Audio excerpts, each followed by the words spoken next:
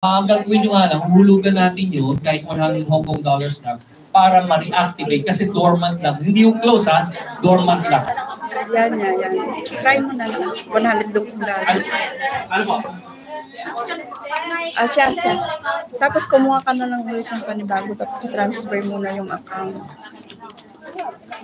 Pwede po. Actually, ang suggestion mo namin sa gano'n, kung gusto nyo magkaroon ng meron nga.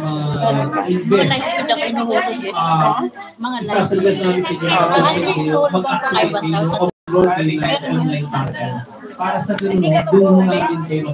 Mamaya ako, di-discuss namin Nag-online banking nga para sa gano'n, doon sa may mga account holders, so makikita nyo na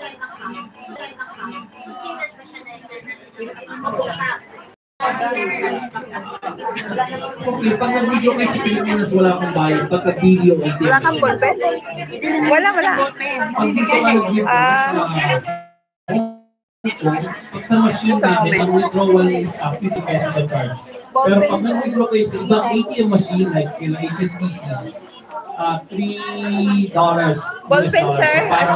Ballpen niya. Pesos.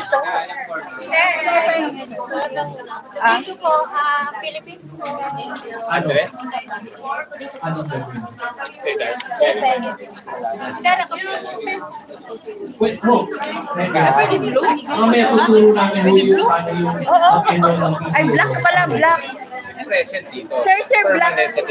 Sir, black gold yung line.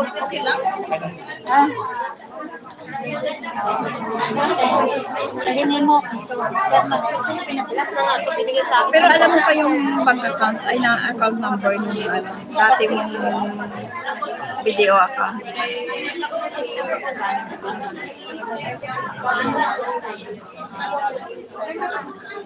Ayan na, nag-ano na sila, mag-apply na sila ng, magsi-savings na sila.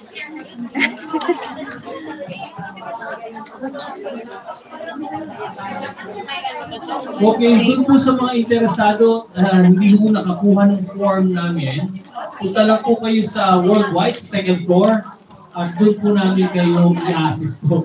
Pasensya na, limited lang po yung dala namin. Pera po ba yan, sir? Okay. Doon naman sa may mga account holders na ng video at gustong mag-open ng online banking, ituturo ko pa sa inyo ngayon. Alam ko na, mayroon na ako. Online banking. Okay, isang ko lang. Pakitaas yung forms muna. Itaas lang Okay, sige lahat. Taas nyo. Okay, 1, 2. Okay, one more. 1, 2, 3. Ayan, okay. So habang nagsusulat po yung iba, doon po sa may account holders ni BDO, papaliwanag ko lang po doon sa may mga interesadong mag-open ng online banking. Mayroon na ako, sir. Madali nyo na makikita yung mga balance nyo or yung kaperahan nyo sa account nyo.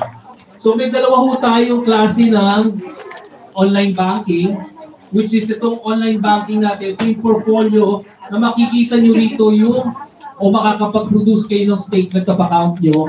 At the same time, yung deposit nyo at kung gusto nyo kanina may tanong doon, mag-invest, pwede nyo na pong gawin dito. Ganon din po ang loans, insurance, tsaka securities. Talaga? Ano ba yung pagkakaiba naman itong online or video pay online Pwede natin? naman yung App. pay Ito po pwede natin both i-download yan, ano? Ito po naman video pay natin, ito yung parang wallet natin dito. Di ba lahat naman kayo may wallet dito, no? E-wallet. So pwede natin itong i-download din. Nang sa ganun, pwede po tayo mag-send ng money dito.